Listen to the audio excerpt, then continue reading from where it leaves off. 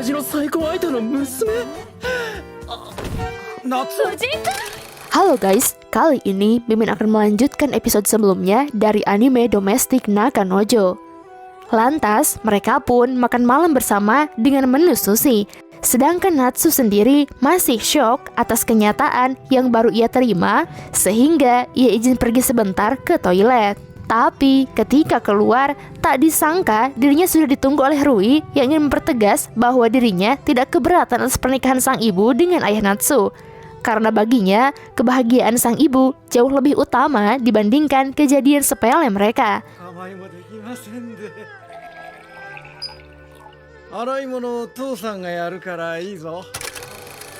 Melihat sang ayah yang kini jadi lebih bahagia, Natsu pun memberikan restu untuk pernikahan ayahnya.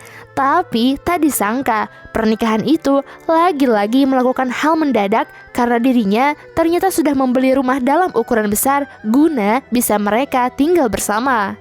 Alhasil, mulai dari sinilah Natsu harus tinggal seatap dengan dua orang perempuan yang sama sekali tak ada hubungan darah dengannya. Dan ketika berpapasan dengan Rui, tentu masih ada sedikit rasa canggung di antara mereka.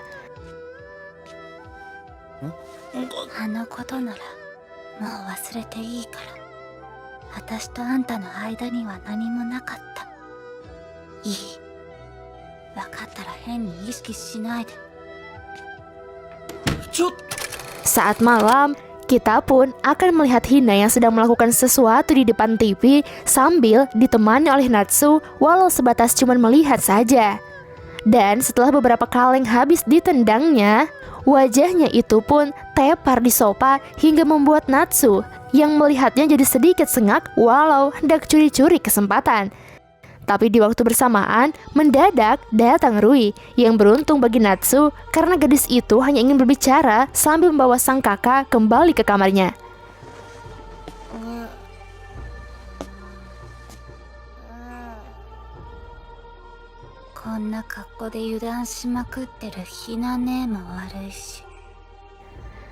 Setelah kejadian semalam, Natsu yang baru bangun pun sangat terkejut ketika melihat jam kalau ia sudah terlambat masuk sekolah. Dan akibat hal itu pula, remaja itu pun tak sempat untuk merapikan rambutnya.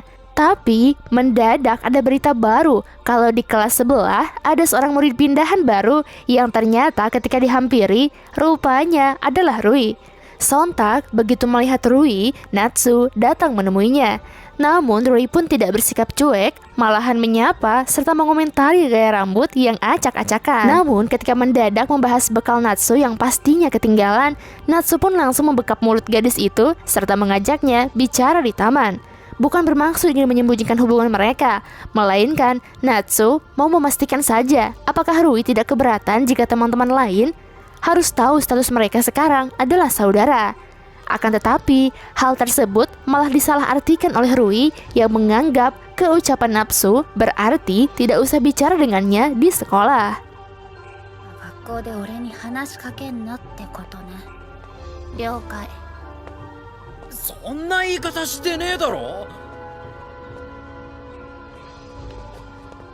Ketika jam istirahat, umumnya bagi seorang murid baru, pasti banyak yang akan mengajaknya untuk makan siang bersama. Namun, hal itu tidak terjadi pada Rui, di mana gadis itu hanya duduk menyendiri dan Natsu yang mungkin iba melihatnya, lalu menyapa serta bertanya, apa yang telah terjadi?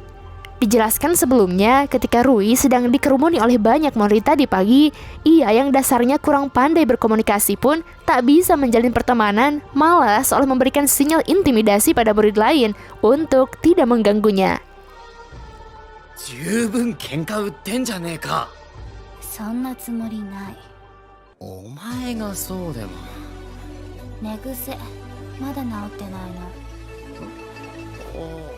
Akan tetapi, meski dipandang sebagai siswa yang tidak ramah, Rui memiliki hati yang lembut, terlihat ketika ia mau merapikan rambut Natsu yang menggunakan semprotan hair spray serta sebuah sisir sikat.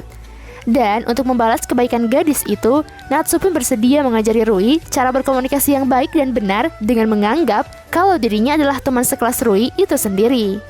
Lantas, pertama-tama, Natsu pun menunjukkan pertanyaan untuk memulai obrolan dengan bertanya apa yang bisa dilakukan oleh Rui ketika sedang liburan. Tapi gadis itu malah menjawab dengan ketus, sehingga Natsu mengganti topik pembicaraan dengan pertanyaan lain. Namun kembali lagi, Roi sang gadis chopper menjawab secara tidak ramah sehingga terjadi perdebatan di antara mereka. Secara tak disangka, perdebatan mereka justru merubah pandangan para murid lain hingga tujuan Natsu pun secara tak langsung jadi tercapai walau dengan cara sedikit berbeda. の話だよ。そもそも。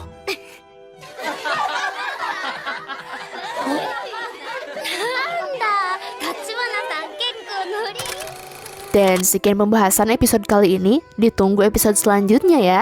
Sim Kuring Permios, hatur nuhun.